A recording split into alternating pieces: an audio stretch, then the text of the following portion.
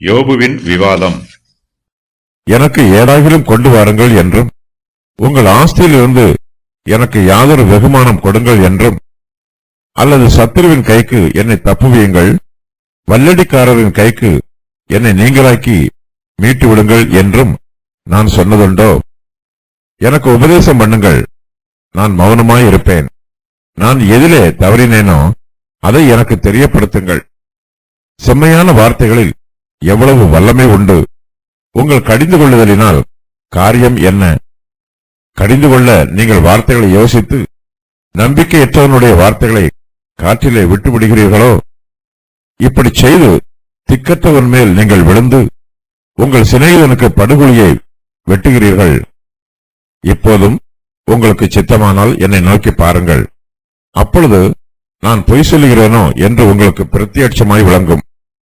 நீங்கள் திரும்புங்கள், அக்கிரமம் காணப்படாதிருக்கும்.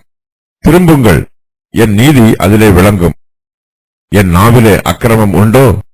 என் வாய் ஆகாதவைகளை பகுத்தறியாதோ? நான் சொன்னதுண்டோ? யோபுவின் சிநேகிதர் அவருக்கு தயவு காண்பிக்கவில்லை. யோபு அவர்களுடைய இரக்கமற்ற கடின சுபாவத்தை அவர்களுக்கு புரியும்படியாக எடுத்துச் சொல்லுகிறார். யோபுவின் சிநேகிதர் நல்ல ஆலோசனைகளை சொல்லுகிறார்கள். ஆனால் அவர்களோ தங்கள் ஆலோசனையின் பிரகாரம் செயல்படுவதில்லை. அவர்களுடைய பேச்சுக்கும் செயலுக்கும் முரண்பாடு இருக்கிறது. அவர்கள் நல்லவர்களைப் போல பேசுகிறார்கள், ஆனால் அவர்களிடத்தில் நல்ல சுபாவம் எதுவும் இல்லை. அவர்கள் தயவுள்ளவர்களைப் போல பேசுகிறார்கள், ஆனால் அவர்கள் யோபுவுக்கு தயவு காண்பிக்கவில்லை. யோபு பேராசைக்காரர் அல்ல, அவர் பிறர் பொருளை அபகரிக்கிறவரும் அல்ல. யோபு பிறருக்கு தொந்தரவாகவோ பாரமாகவோ இருக்கிறவரும் அல்ல. அவர் தன்னுடைய சிநேகிதரிடத்தில் தனக்கு ஏதாவது உதவி செய்யுங்கள் என்று கேட்கவும் இல்லை. தன்னை மீட்டுவிடுங்கள் என்றோ தனக்கு வெகுமானம் கொடுங்கள் என்றோ யோபு தன் சிநேகிதரிடத்தில் கேட்கவும் இல்லை. தன்னுடைய சிநேகிதருக்கு நஷ்டம் உண்டாக வேண்டும் என்று யோபு எப்போதும் நினைத்ததும் இல்லை. யோபு அவர்களுடைய ஐஸ்வர்யத்தில் ஜீவிக்கவும் இல்லை. யோபு தன்னுடைய சுபாவத்தை பற்றி தன்னுடைய சிநேகிதரிடத்தில் சொல்லும் போது, எனக்கு ஏதாகிலும் கொண்டு வாருங்கள் என்றும், உங்கள் ஆஸ்தியில் இருந்து எனக்கு யாதொரு வெகுமானம் கொடுங்கள் என்றும், அல்லது சத்துருவின் கைக்கு என்னை தப்புவியுங்கள், வல்லடிக்காரரின் கைக்கு என்னை நீங்களாக்கி மீட்டு விடுங்கள் என்றும் நான் சொன்னதுண்டோ என்று சொல்லுகிறார். தன்னுடைய சிநேகிதருக்கு ஆபத்து வர வேண்டும் என்றும் யோபு விரும்பவில்லை. அவர்கள் வல்லடிக்காரரின் கைகளில் சிக்கிக்கொள்ள வேண்டும் என்றும் யோபு அவர்களுக்கு விரோதமாக சபிக்கவில்லை. யோபு அவர்களுடைய உதவியை கேட்கவும் இல்லை, எதிர்பார்க்கவும் இல்லை. யோபு அவர்களிடத்தில் உதவி கேட்கவில்லை என்றாலும் அவர்கள் யோபுவுக்கு உதவி செய்ய வேண்டும். யோபுவின் சிநேகிதர்கள் மாத்திரமல்ல, நாம் எல்லோருமே நம்மால் செய்ய முடிந்த உதவிகளை தேவை உள்ளவர்களுக்கு செய்ய வேண்டும். நம்மிடத்தில் உதவி செய்வதற்கான திராணி கொஞ்சமாய் இருக்கலாம். சில சமயங்களில் நாம் பிறரிடத்தில் அதிகமான உதவிகளை எதிர்பார்க்கலாம். அவர்களால் நமக்கு உதவி செய்ய முடியாமலும் போகலாம். நாம் ஆராதிக்கிற கர்த்தரோ ஐஸ்வர்ய சம்மனராய் இருக்கிறார். அவரே நமக்கு எல்லா உதவிகளையும் செய்யக்கூடியவர். நாம் வேண்டிக் கொள்கிறதற்கும் நினைக்கிறதற்கும் மிகவும் அதிகமாய் நமக்குள்ளே கிரியை செய்கிற வல்லமையின் படியே நமக்கு செய்ய வல்லவராகி அவருக்கு சபையிலே கிறிஸ்து இயேசுவின் மூலமாய் தலைமுறை தலைமுறைக்கும் சதா காலங்களிலும் மகிமை உண்டாவதாக, ஆமேன் என்று அப்போஸ்தலர் பவுல் சொல்லுகிறார். எபேசியர் 3:20-21. யோபுவின் சுயாதீன தன்மை. தனக்கு ஏதாகிலும் கொண்டு வாருங்கள் என்று யோபு சொல்லவில்லை. அவருடைய ஆஸ்தியில் இருந்து தனக்கு யாதொரு வெகுமானம் கொடுங்கள் என்று யோபு சொல்லவில்லை. சத்துருவின் கைக்கு தன்னை தப்புவீங்கள் என்று யோபு சொல்லவில்லை. வல்லடிக்காரரின் கைக்கு தன்னை தாய் நீங்களாக்கி மீட்டு விடுங்கள் என்று யோபு சொல்லவில்லை. இந்த வசனத்தில் யோபு தன்னுடைய சுயாதீனத்தை வெளிப்படுத்தி காண்பிக்கிறார். அவர் தன்னுடைய சிநேகிதரை சார்ந்திருக்கவில்லை. தனக்கு உதவி புரிய வேண்டும் என்னும் நிர்பந்தமும் யோபுவின் சிநேகிதருக்கு இல்லை. தன் சிநேகிதரின் உதவி இல்லாமலேயே தன்னால் தன்னை சுயமாக கவனித்துக் கொள்ள முடியும் என்று யோபு நினைக்கிறார். எனக்கு உபதேசம் பண்ணுங்கள். யோபு தன்னுடைய சிநேகிதரின் ஆலோசனை எல்லாவற்றையும் ஏற்றுக்கொள்ளவில்லை. ஆனாலும் அவர்கள் தனக்கு உபதேசம் பண்ணும்போது அவர்களுடைய உபதேசத்தை கேட்பதற்கு ஆயத்தமாய் இருக்கிறார். எனக்கு உபதேசம் பண்ணுங்கள், நான் மௌனமாய் இருப்பேன் என்று சொல்லுகிறார். செம்மையான வார்த்தைகளில் வல்லமை உண்டு என்பதை யோபு அறிந்திருக்கிறார். தனக்கு யாராவது செம்மையான வார்த்தைகளை சொல்லும் போது யோபு அதை ஆர்வத்தோடு கேட்டு பலனடைந்திருக்கிறார். அப்படிப்பட்ட நல்ல உபதேசங்களை யோபு சந்தோஷத்தோடு கேட்டிருக்கிறார். யோபு தன் சிநேகிதரிடம் கூறும் விண்ணப்பம். எனக்கு உபதேசம் பண்ணுங்கள், நான் மௌனமாய் இருப்பேன். நான் எதிலே தவறினேனோ அதை எனக்கு தெரியப்படுத்துங்கள். யோபுவின் சிநேகிதர் அவரை குற்றப்படுத்துகிறார்கள். யோபு ஒரு மாய்மாலக்காரர் என்றும் அவர் பாவம் செய்திருக்கிறார் என்றும் பாவத்திற்கு தண்டனையாகவே யோபுவுக்கு வியாதியும் வேதனையும் வந்திருக்கிறது என்றும் சொல்லுகிறார்கள். ஆனால் அவர்கள் யோபுவின் பாவம் என்னதென்று குறிப்பிட்டு எதையும் சொல்லவில்லை. யோபு அதை தெரிந்து கொள்ள விரும்புகிறார்.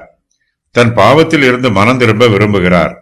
இதன் நிமித்தமாய் யோபு தன் சிநேகிதரிடத்தில் நான் எதிலே தவறினேனோ அதை எனக்கு தெரியப்படுத்துங்கள் என்று சொல்லுகிறார். செம்மையான வார்த்தைகளினால் வல்லமை உண்டு. ஆனால் யோபுவின் சிநேகிதரோ செம்மையான வார்த்தைகளை பேசாமல் கடிந்து கொள்கிற வார்த்தைகளை பேசுகிறார்கள். உங்கள் கடிந்து கொள்ளுதலினால் காரியம் என்ன என்று யோபு தன் சிநேகிதரிடத்தில் கேட்கிறார். அவர்களுடைய கடிந்து கொள்ளுதலினால் ஒரு பிரயோஜனமும் இல்லை. யோபுவின் சிநேகிதர் அவரிடத்தில் விவாதம் பண்ணுகிறார்கள். அவர்களுடைய விவாதத்திற்கு சரியான ஆதாரம் எதுவும் இல்லை. கோப வார்த்தைகளை பேசுகிறார்கள். வேகமாகவும் விறுவிறுப்பாகவும் பேசுகிறார்கள். ஆனால் வார்த்தைகளின் கருத்தோ பலவீனமாயிருக்கிறது. வார்த்தைகளை நிதானமில்லாமல் தாறுமாறாக பயன்படுத்துகிறார்கள். யோபுவின் சிநேகிதர்கள் அவருக்கு ஆறுதல் சொல்லுவதற்காகத்தான் வந்திருக்கிறார்கள். ஆனால் அவருடைய வார்த்தையில் ஆறுதலும் இல்லை, அன்பும் இல்லை. தங்களுக்கு பிரியமான வார்த்தைகளையெல்லாம் பேசி யோபுவின் வேதனையை அதிகரிக்கச் செய்கிறார்கள். யோபு தன் சிநேகிதரை கடிந்து கொள்ளும் வார்த்தைகள். செம்மையான வார்த்தைகளில் வல்லமை உண்டு. ஆனால் யோபுவின் சிநேகிதருடைய கடிந்து கொள்ளுதலினால் ஒரு பயனும் இல்லை. கடிந்து கொள்ள அவர்கள் வார்த்தைகளை யோசித்து நம்பிக்கையற்றவனுடைய வார்த்தைகளை காற்றிலே விட்டு விடுகிறார்கள். திக்கற்றவன் மேல் அவர்கள் விழுகிறார்கள். தங்கள் சிநேகிதனுக்கு படுகொலியை வெட்டுகிறார்கள். படுகுழியை வெட்டுகிறீர்கள். யோபு தன்னுடைய பிறந்த நாளை சபிக்கிறார். அவர் தேவனை தூஷிக்கவில்லை, ஆனாலும் அவர் தன்னையே தூஷிக்கிறார். இந்த விஷயத்தில் யோபு தவறு செய்கிறார். அவர் தவறு செய்தாலும் அவருடைய சிநேகிதர்கள் அவர் எதிலே தவறினார் என்பதை அவருக்கு தெரியப்படுத்த வேண்டும். கோபமான வார்த்தைகளை பேசாமல் அன்பான வார்த்தைகளை பேச வேண்டும். ஆனால் அவர்களோ யோபுவை கடிந்து கொள்ள வார்த்தைகளை யோசிக்கிறார்கள். சாதுரியமான வார்த்தைகளை பேசுகிறார்கள். உலக பிரகாரமான ஜனங்கள் பல சமயங்களில் கர்த்தருடைய பிள்ளைகளுக்கு விரோதமாய் சாதுரியமான வார்த்தைகளை பேசுவார்கள். அவர்களுடைய வார்த்தையில் ஞானம் இருக்காது, சத்தியம் இருக்காது, சாதுரியம் மாத்திரமே இருக்கும். அவர்கள் உலக ஞானமாய் பேசுகிறவர்கள்.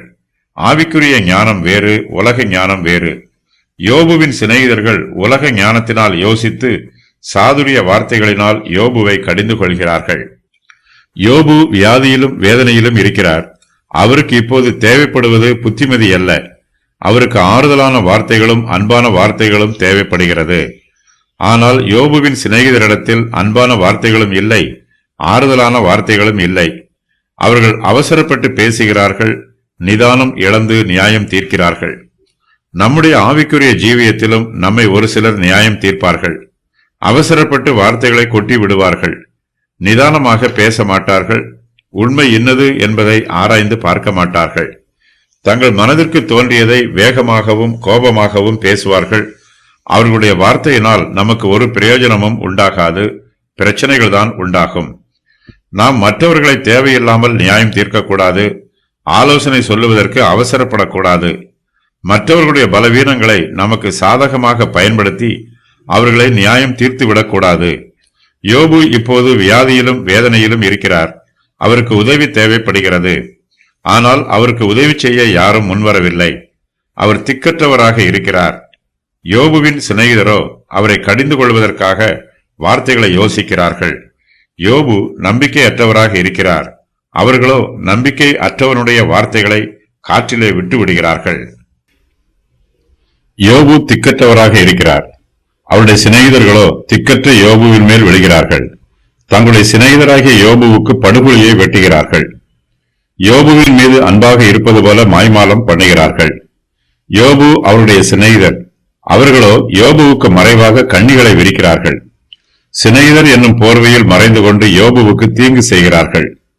யோபுவின் சிநேகிதர் அவரை பார்க்க வந்தபோது அவருக்கு அருகில் 7 நாள் இரவும் பகலும் ஒன்றும் பேசாமல் அமர்ந்திருந்தார்கள்.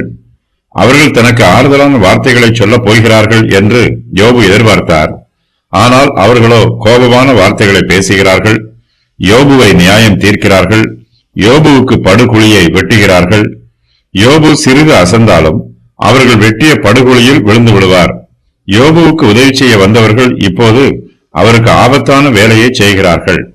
யோபுக்கு உபகாரம் பண்ண வந்தவர்கள் இப்போது அவருக்கு உபத்திரவம் பண்ணுகிறார்கள்.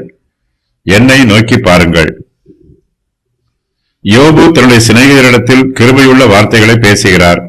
அவர் பாடுகளையும் வேதனைகளையும் அனுபவித்தாலும் அவருடைய வார்த்தையில் உண்மை இருக்கிறது.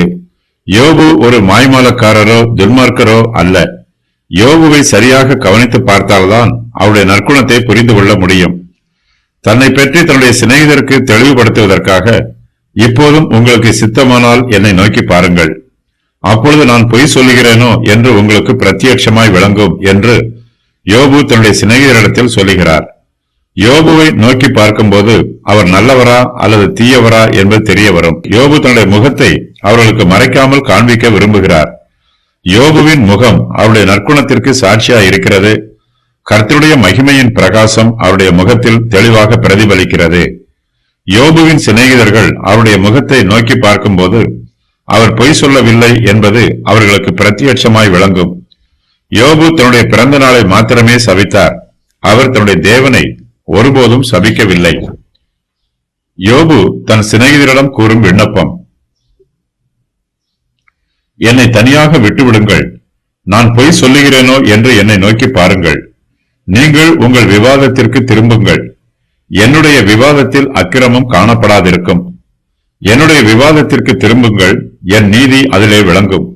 யோபு சொன்ன வார்த்தைகளையெல்லாம் அவருடைய சிநேகிதர்கள் செவி கொடுத்து கேட்கிறார்கள். அவர்கள் யோபுவின் மீது குற்றம் சொல்லுகிறார்கள். யோபுவை மாய்மாலக்காரர் என்று சொல்லுகிறார்கள். ஆனால் யோபுவோ பொய் சொல்லவில்லை. யோபு தேவனை தூஷிக்கவில்லை. தன்னுடைய சிநேகிதர்கள் இதுவரையிலும் தன்னை பற்றி பேசியதை நிறுத்திவிட்டு மறுபடியும் தன்னை நோக்கி பார்க்க வேண்டும் என்று யோபு விரும்புகிறார்.